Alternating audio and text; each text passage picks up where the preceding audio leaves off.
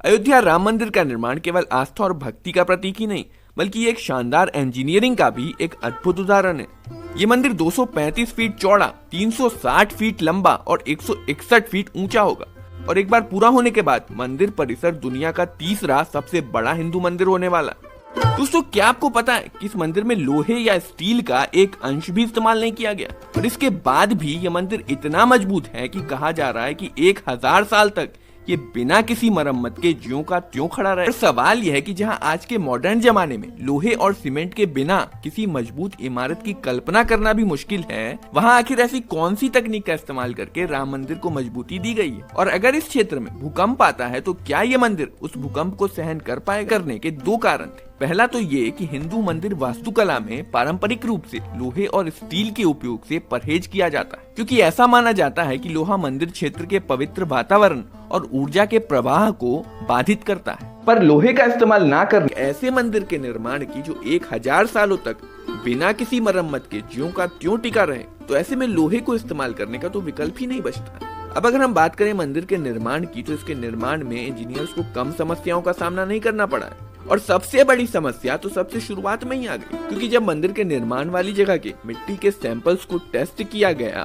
तो जो नतीजे आए उसने इंजीनियर्स को चिंता में डाल दी। शायद कुछ 100 साल पहले सरयू नदी इस जगह से बहती रही होगी, जिसके कारण यहाँ की मिट्टी काफी लूज हो चुकी थी और इसलिए ये मंदिर के भारी ढांचे को सपोर्ट नहीं दे सकती थी। और अगर साधारण तरीके से नींव डालकर इस मिट्टी पर मंदिर को बना दिया जाता तो मंदिर जमीन के अंदर धंस सकता था और टेढ़ा हो सकता था, और अगर भविष्य में कोई भूकंप आता तो पूरा ढांचा भी गिर सकता था।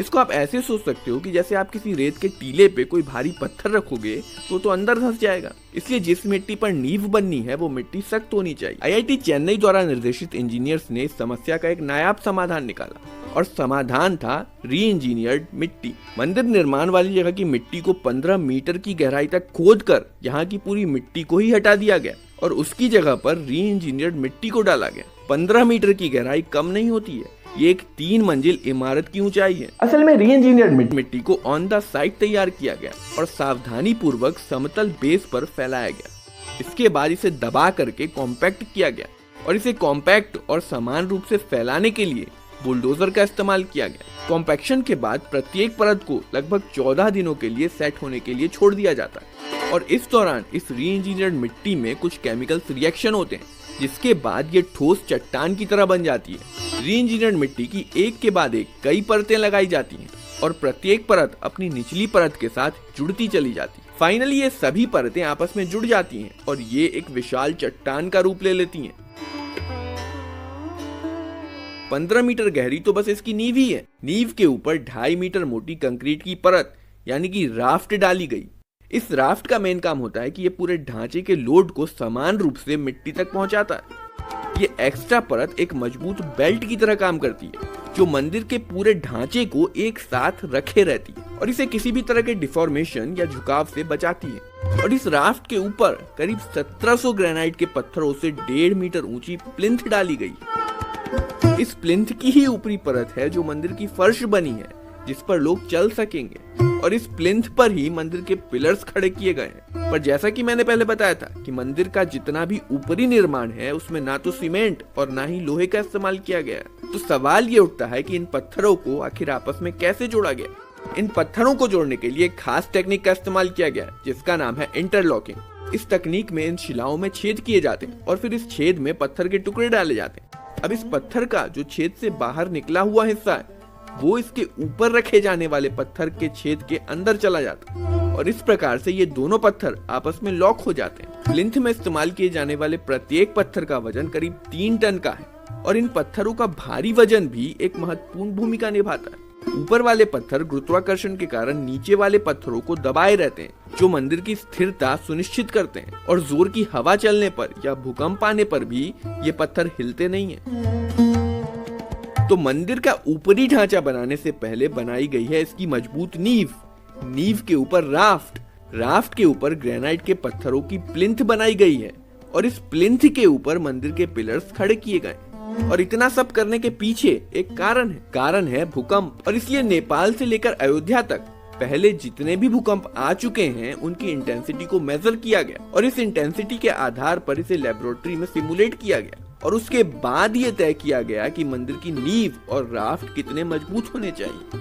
तो मंदिर की फर्श तैयार होने के बाद इसके ऊपर मंदिर के पिलर्स खड़े किए गए और इसके पिलर्स भी पत्थरों के ब्लॉक से बने, जिन्हें क्रेन की मदद से एक के ऊपर एक रखा गया। ऊपर वाले पत्थर जो हैं वो नीचे वाले पत्थर के खांचे में फिट हो जाते हैं। पिलर्स खड़े करने के बाद इन पिलर्स के ऊपर पत्थर से ही बने बीम्स लगाए जाते हैं। अब यहाँ पर आप देखो, अगर कभी भूकंप आता है तो वाइब्रेशन के कारण बीम और पिलर्स के बीच में स्लाइडिंग हो सकती है और बीम स्लाइड होकर गिर सकता है। पर इन बीम को स्लाइड होने से क्या रोक रहा है?